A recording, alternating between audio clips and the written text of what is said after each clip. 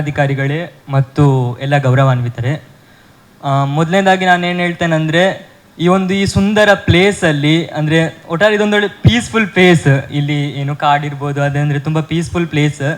ಈ ಪ್ಲೇಸಲ್ಲಿ ನಮಗೆ ನಾವು ಮಾಡಿದಂಥ ಒಂದು ಅಚೀವ್ಮೆಂಟಿಗೆ ನಮಗೆ ಏನು ಒಂದು ಸನ್ಮಾನ ಮಾಡಿದ್ದೀರಿ. ಅದಕ್ಕೋಸ್ಕರ ಎಲ್ಲ ಗಣ್ಯರಿಗೆ ಮತ್ತು ಜಿಲ್ಲಾಧಿಕಾರಿಗಳಿಗೆ, ಮಾನ್ಯ ಜಿಲ್ಲಾಧಿಕಾರಿಗಳಿಗೆ ತುಂಬ ಹೃದಯದಿಂದ ಧನ್ಯವಾದವನ್ನು ಹೇಳ್ತೇನೆ. ಆಮೇಲೆ ನಾನೊಂದು ಮೆನ್ಷನ್ ಮಾಡ್ತೇನೆ ಅಂದರೆ, ಈ ಪ್ಲೇಸಲ್ಲಿ ಇಷ್ಟು ಕತ್ತಲೆ ಆದರೂ ಸೊಳ್ಳೆಗಳು ಬರ್ತಿಲ್ಲ. ನಮ್ಮ ಕಡೆ ಆದರೆ ಸೊಳ್ಳೆಗಳು ಸ್ವಲ್ಪ ಜಾಸ್ತಿ ಬರ್ತದೆ. ಬೈ ದ ವೇ, ಮತ್ತು ಇನ್ನು ನಾನು ಸರ್ಕಾರಿ ಪದವಿ ಪೂರ್ವ ಕಾಲೇಜು ಸುಳ್ಯ ಇಲ್ಲಿ ಹೈಸ್ಕೂಲನ್ನು ಮುಗಿಸಿದೆ. ನಂತರ ಪ್ರೈಮರಿಯನ್ನು ಸರ್ಕಾರಿ ಮಾದರಿ ಹಿರಿಯ ಪ್ರಾಥಮಿಕ ಶಾಲೆ ಸುಳ್ಯದಲ್ಲಿ ಕನ್ನಡ ಮೀಡಿಯಮಲ್ಲಿ ಓದಿದೆ. ನೆಕ್ಸ್ಟ್ 8ನೇಯಿಂದ 10ನೇ ತನಕ ಇಂಗ್ಲೀಷ್ ಮೀಡಿಯಮಲ್ಲಿ ಓದಿದೆ. ಹಾಗೆ ನನಗೆ ಕನ್ನಡ ಇಂಗ್ಲೀಷ್ ಎರಡೂ ಒಂದು ಗಟ್ಟಿ ಆಯಿತು ಒಂದು ಟರ್ಮಲ್ಲಿ. ಅದಕ್ಕೋಸ್ಕರ ನಾನು ಆ ಲ್ಯಾಂಗ್ವೇಜಸಲ್ಲಿ ನನಗೆ ಒಳ್ಳೆಯದೇ ಬಂದಿದೆ, ಮಾರ್ಕ್ಸ್ ಕೂಡ. ಆಮೇಲೆ 624 ಬಂತು ನನಗೆ.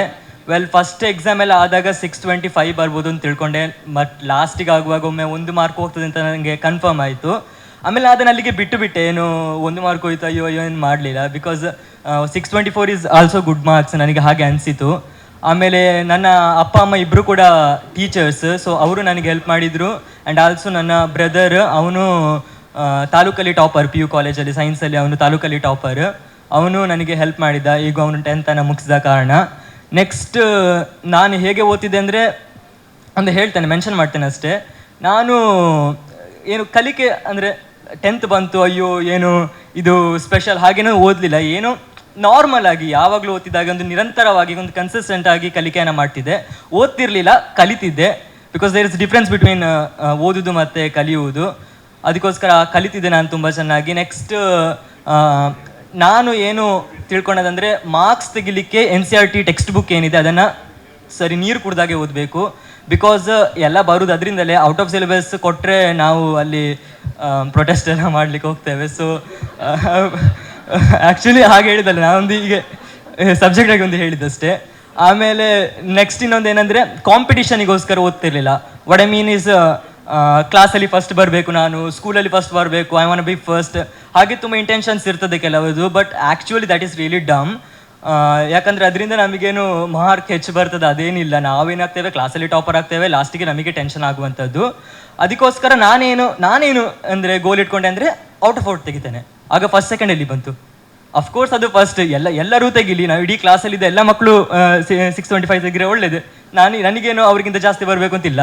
ಅದಕ್ಕೋಸ್ಕರ ಅಂದರೆ ಈಗ ಒಬ್ಬ ಕ್ಲಾಸಿನವ 610 ತಗೊಂಡ, ನಾ 611 ತಗೊಳ್ತೇನೆ. ಯಾಕೆ 625 ತಗೊಳ್ಳುವ ಹಾಗೆ ಅಂತ ಒಂದು ಮೈಂಡ್ ಸೆಟ್ಟಿಂದ ನಾನು ಓದಿದೆ. ಆಮೇಲೆ ಇನ್ನೊಂದು ನಾನೇನು ಮೆನ್ಷನ್ ಮಾಡಬೇಕಂದ್ರೆ, ನಾನು ಏನು ಕಲಿತಿದ್ದೆ ಇದರ ಜೊತೆಗೆ ನಾನು ಉಳಿದ ಆ್ಯಕ್ಟಿವಿಟೀಸಲ್ಲಿ ತುಂಬ ಸಮಾನವಾಗಿ ನಾನು ಅದನ್ನು ಬ್ಯಾಲೆನ್ಸ್ ಮಾಡಿಕೊಂಡು ಬಂದಿದ್ದೇನೆ. ಫಾರ್ ಎಕ್ಸಾಂಪಲ್, ನಾನು ನ್ಯಾಷನಲ್ ಲೆವೆಲಲ್ಲಿ ಇಂಗ್ಲೀಷ್ ನಾಟಕದಲ್ಲಿ ಫಸ್ಟ್ ಪ್ರೈಸನ್ನು ತಗೊಂಡಿದ್ದೇನೆ. ಆ್ಯಂಡ್ ಆಲ್ಸೋ ಡ್ಯಾನ್ಸಲ್ಲಿ ನ್ಯಾಷನಲ್ ಲೆವೆಲಲ್ಲಿ 3rd ಪ್ರೈಸನ್ನು ತಗೊಂಡಿದ್ದೇನೆ. ಆಮೇಲೆ ಪ್ರತಿಭಾ ಕಾರಂಜಿಯಲ್ಲಿ ಚರ್ಚಾ ಸ್ಪರ್ಧೆಯಲ್ಲಿ ರಾಜ್ಯ ಮಟ್ಟಕ್ಕೆ ಹೋಗಿದ್ದೇನೆ. ಅಂದರೆ ಇದೆಲ್ಲ ನಾನು ಯಾಕೆ ಹೇಳ್ತಿದ್ದೇನೆಂದರೆ, ಬರೀ ಕಲ್ತುಕೊಂಡು ಹೋದರೆ ಇಟ್ ಆಬ್ವಿಯಸ್ಲಿ ಬಿಕಮ್ಸ್ ಬೋರಿಂಗ್. ಅದು ಬೋರಿಂಗ್ ಅಂತೂ ಆಗೇ ಆಗ್ತದೆ. ಬಿಕಾಸ್ ನಮ್ಮ ಬ್ರೈನಿಗೆ ಅಷ್ಟೆಲ್ಲ ಒಂದೇ ಒಂದು ಏನು ಕಲಿಕೆ ಮಾತ್ರ, ಓದೋದು ಮಾತ್ರ ಅಂತ ಹೇಳಿಕೊಂಡಿರಲಿಕ್ಕೆ ಇಟ್ಸ್ ಆಬ್ವಿಯಸ್ಲಿ ಕಷ್ಟ ಆಗ್ತದೆ.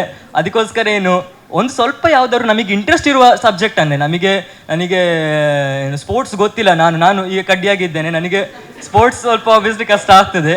ನಾನು ಸ್ಪೋರ್ಟ್ಸಿಗೆ ಹೋಗ್ತೇನೆ ಅಂತಂದರೆ ನಾನೇ ಕೈಕಾಲು ಮುರಿದುಕೊಳ್ತೇನೆ. ಹಾಗಂತೇಳಿ ಇಂಟ್ರೆಸ್ಟ್ ಇಲ್ಲ ಅಂತಲ್ಲ, ನಾನು ಸ್ಪೋರ್ಟ್ಸಿಗೆ ಸಹ ಹೋಗಿದ್ದೇನೆ.